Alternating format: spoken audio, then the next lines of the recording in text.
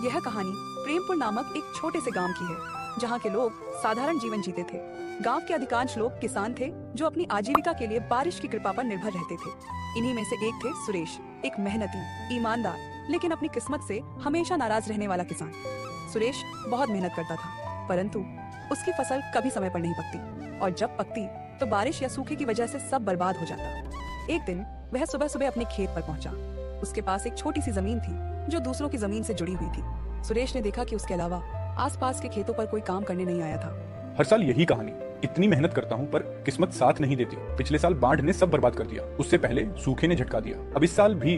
वह चारों ओर नजर दौड़ाता है और देखता है आसपास के खेतों पर कोई नहीं आया है। ये लोग कब तक सोते रहेंगे? मेरी तरह इन्हें भी तो फसल की चिंता होनी चाहिए, लेकिन नहीं, ये तो आराम से रहते हैं। इनके लिए तो मैं कुछ नहीं कर सकता, पर कम से कम अपने खेत का काम तो कर सकता हूँ। फिर कुदाल लेकर अपने खेत पर काम करने लगता है। काम करते करते सुबह की दोपहर हो जाती है, पर सुरेश अपने काम में इतना व्यस्त था कि उसे तो समय का पता ही नहीं लगता। तभी थोड़ी देर में उसकी पत्नी राधा उसके लिए खाना लेकर आती है। सुरेश, इतनी धूप में काम करते हुए थक गए होंगे, आओ खाना खा लो। सुनते हो, आओ आकर खाना खा लो।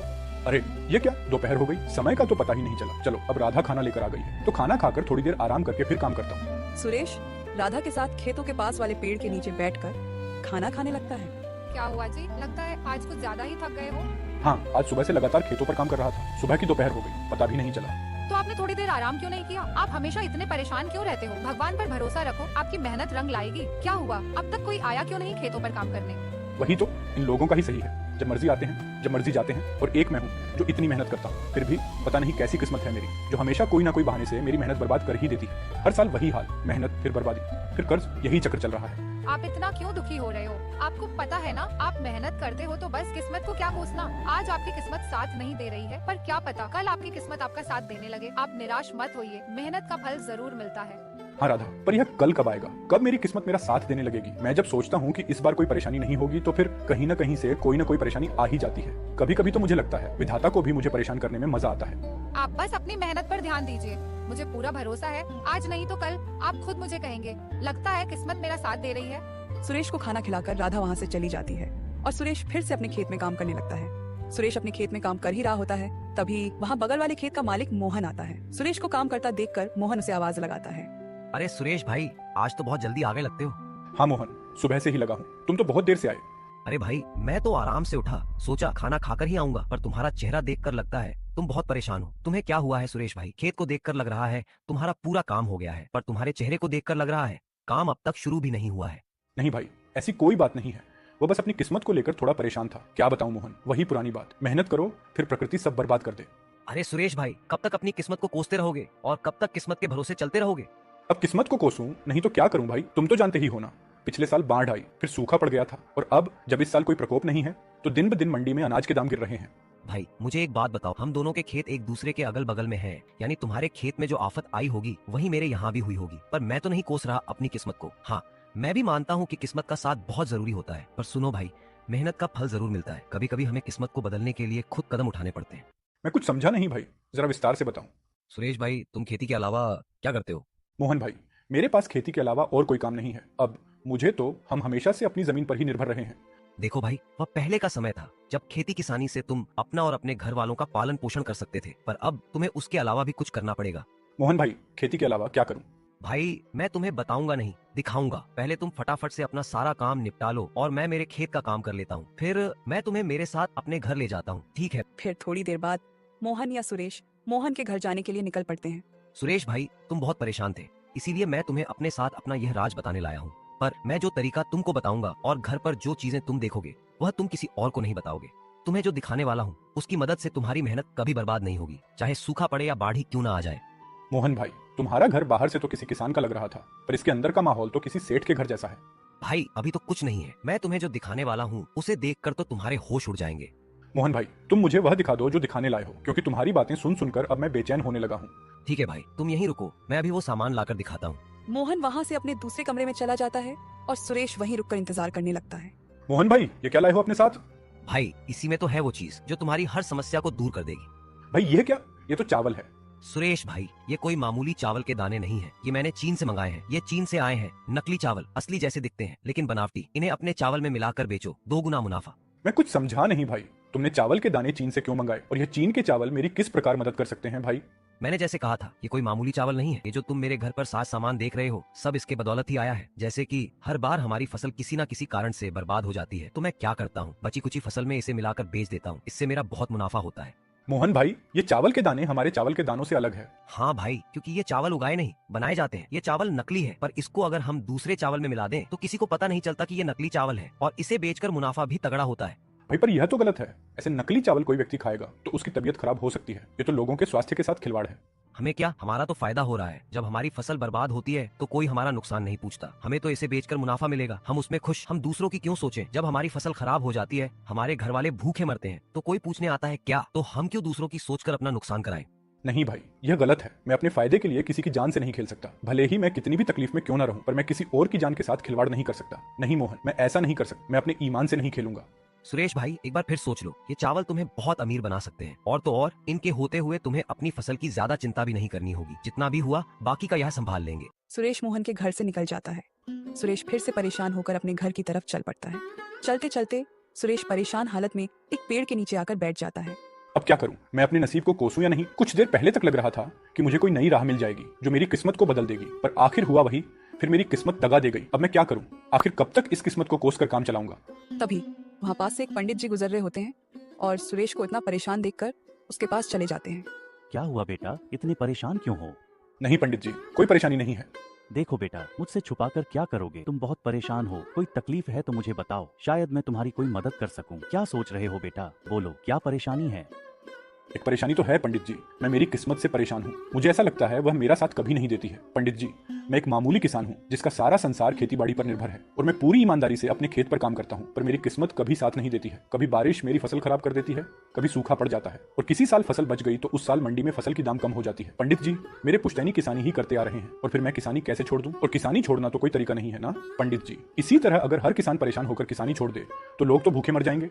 बेटा, तो जिस तरह तुम परेशान हो उसी तरह तुम्हारे साथ वाले किसान भी तो परेशान होंगे। तो तुम सारे मिलकर कोई उपाय ढूंढो, शायद सारे लोग मिलकर कुछ सोचें तो तुम सभी की समस्या दूर हो जाए। पंडित जी, मेरे अगल बगल वालों में से तो कुछ ने दूसरा रास्ता चुन भी लिया है, खेती से पैसे बनाने का। तो तुम उनसे पूछो और उनका तरीका अपना कर देखो, शायद तुम्हारा भी काम बन जाए। पंडित जी, मैं वह रास्ता नहीं चुन सकता। मुझे वह सही नहीं लगा। क्यों बेटा, ऐसा क्या कर रहे हैं वह जो तुम्हें सही नहीं लग रहा है? पंडित जी, मेरे जान पहचान में एक किसान भाई बहुत गलत काम कर रहे हैं। क्या गलत कर रहे हैं, जरा मुझे भी बताओ तो। पंडित जी, आज मैं सुबह उनसे मिला था, और आपकी तरह मुझे परेशान देखकर उन्होंने भी मेरी मदद करने की सोची। उनकी भी खेती का काम है जो हर साल मेरी तरह कुछ ना कुछ कारणों से खराब हो जाती थी, तो उन्होंने एक नया उपाय सोच लिया है, बचे कुचे अनाज के साथ पैसे कमाने का। पंडित जी, उन्होंने चीन से चावल मंगा लिया है, और वह उन्हें अपने बचे हुए चावल के दानों में मिला देते हैं, जिसे बेचकर वह बहुत पैसे कमा रहे हैं। हाँ तो बेटा, इसमें क्या गलत है? तुम भी चीन से मंगा लो और उन्हीं की तरह बेचो। नहीं पंडित जी, आप शायद समझे नहीं। वो चावल जो चीन से मंगाए हैं वो मामूली चावल नहीं है, क्योंकि उन्हें उगाया नहीं, बनाया जाता है। क्या कहा बेटा? चावल जिन्हें उगाया नहीं बनाया गया है, यानी वह नकली चावल है? हाँ पंडित जी, वह चावल नकली होते हैं, और उन्हें अगर अपने चावल के दानों में मिला दो तो पता ही नहीं चलता कि नकली कौन सा है और असली कौन सा। पंडित जी, इसीलिए तो मैंने वो रास्ता नहीं चुना, क्योंकि मैं अपने फायदे के लिए किसी की जान नहीं ले सकता, भले ही इसके लिए मुझे और कितना भी परेशान क्यों ना होना पड़े। वाह बेटा, क्या खूब बात कही तुमने। तुमने अच्छा किया वह रास्ता नहीं चुनकर, क्योंकि अभी तो तुम्हें शायद फायदा हो भी जाता, पर बाद में तुम्हें तुम्हारी गलतियों पर पछताना पड़ता। हाँ बेटा, हमारी गलतियों की सजा कभी कभी हमारे परिजनों को भी भुगतनी पड़ती है। बेटा, तुमने सही फैसला लिया, नेकी का फल जरूर मिलता है। पंडित जी, अब आप ही बताइए, आखिर मैं क्या करूं? मेरी किस्मत के तारे में कैसे सुधार आए? आखिर मेरा भी परिवार है, मुझे उनका भी तो सोचना पड़ेगा। बेटा, तुम मेरा एक काम करो तो मैं तुम्हें इस समस्या से बाहर निकलने में मदद करूंगा। बेटा, तुम्हें कुछ ज्यादा नहीं करना है। तुमने कहा ना तुम्हारा भी परिवार है, तो तुम्हें बस उनसे जाके यह चीन के चावल वाली बात बतानी है, क्योंकि तुमने अपना सोचकर मना कर दिया। पर क्या तुमने अपने परिवार वालों से पूछा? तो एक बार उनसे पूछ कर देखो उनका इस बारे में क्या कहना है। फिर कल सुबह तुम मुझे यहीं मिलना, मैं तुम्हारा इंतजार करूँ। फिर क्या था, सुरेश वहाँ से अपने घर के लिए निकल जाता है। सुरेश घर पहुँचते ही सबसे पहले अपनी पत्नी राधा को आवाज लगाकर बुलाता है। राधा, मैं खेत से आ गया हूँ, जरा यहाँ आना, तो तुमसे एक जरूरी बात करनी है। हाँ बोलिए, आपने मुझे बुलाया, बोलिए क्या बात करनी है? राधा, तुम तो जानती हो हमारी खेती से कुछ समय से हमें कोई मदद नहीं मिल रही है। आज तुम्हारे जाने के बाद मेरे साथ एक घटना हुई जिसके बारे में मुझे तुम्हें बताना है। आज जब तुम चली गई, तुम्हारे जाने के बाद वहाँ मेरे एक किसान भाई आए और मुझे परेशान देख उन्होंने मुझे मेरे परेशान होने का कारण पूछा, तो मैंने सारी बात बता दी। पर गौर करने की बात यह है कि जो हाल मेरा था कुछ वैसा ही हाल उनका भी था, पर उन्होंने इस परेशानी से निकलने का एक रास्ता ढूंढ लिया है। क्या बात है? कौन है वह? और आप उनसे वह तरीका क्यों नहीं पूछते? इससे आपकी भी समस्या दूर हो जाएगी। कौन है?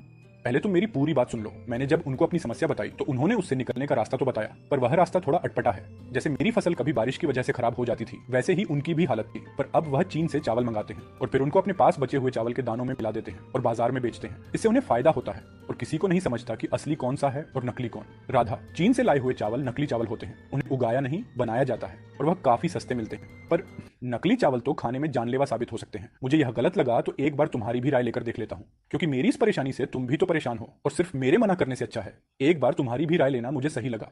नहीं जी, हम एक बार के लिए भूखे सो जाएंगे, पर किसी के साथ ऐसा धोखा करके पैसे कमाना बहुत गलत होगा। कल उन गलतियों का भुगतान हमें किसी न किसी तरह चुकाना ही पड़ेगा।